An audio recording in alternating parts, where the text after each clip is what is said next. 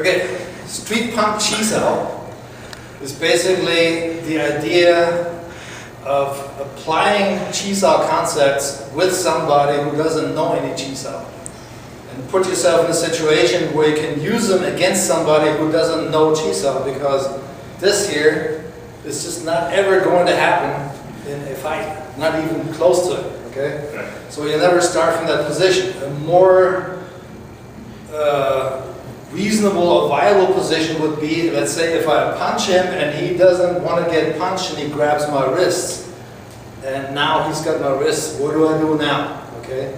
I have the option of trying to break loose and get out of his grip, but that can have problems with somebody who's really strong. I can also just ride it out. I can use this here as a training method to prepare me for that situation. For example, he has me in the grip and all of a sudden he wants to punch me, and I need to punch me.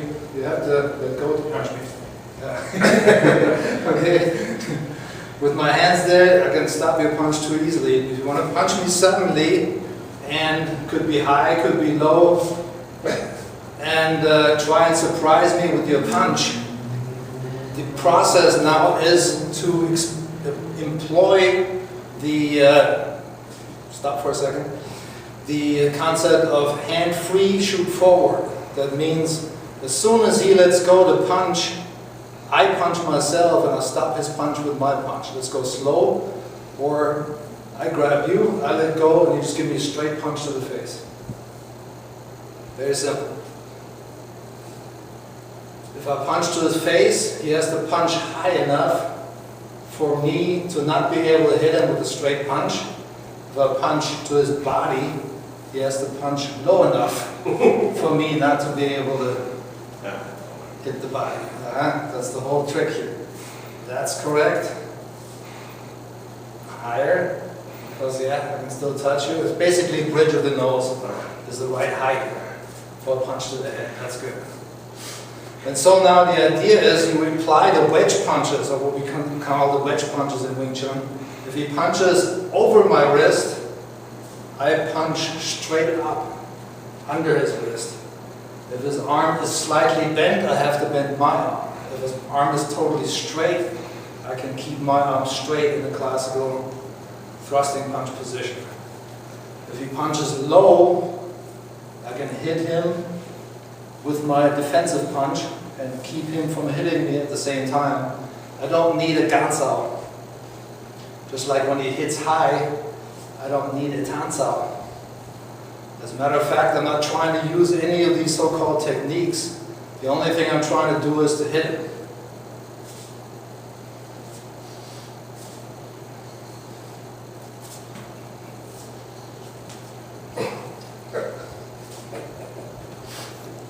You can also start pushing me around and then try to mess me up that way and trick me and suddenly let go and punch.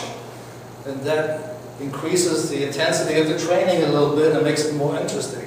Makes it more mobile too. Two people are struggling. One guy has the other guy's arms in the lock, and then at opportune moments he wants to hit. And you learn how to use your own punches to defend the other guy's punches no matter what. Or from this position, he could go into a takedown too. All of a sudden, let go and shoot low. Oh, come on, come in. Don't move away from me, you have to move in. Boom, that's right, okay? That's one possible way of dealing with it. So you can really use this training platform, so to speak, to train almost everything that's in the system. Even so-called techniques. If his punch is very correct and powerful, with a low elbow, high elbow, I go through very easily. If the punch is a good punch with a low elbow, now I have to use so-called tansao to try and avoid him. If he punches with a very low elbow crosses the center line, now I have to use bongsao to follow up.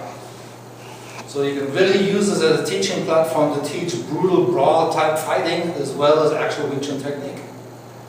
And that's it for today, boys and girls. Thank you.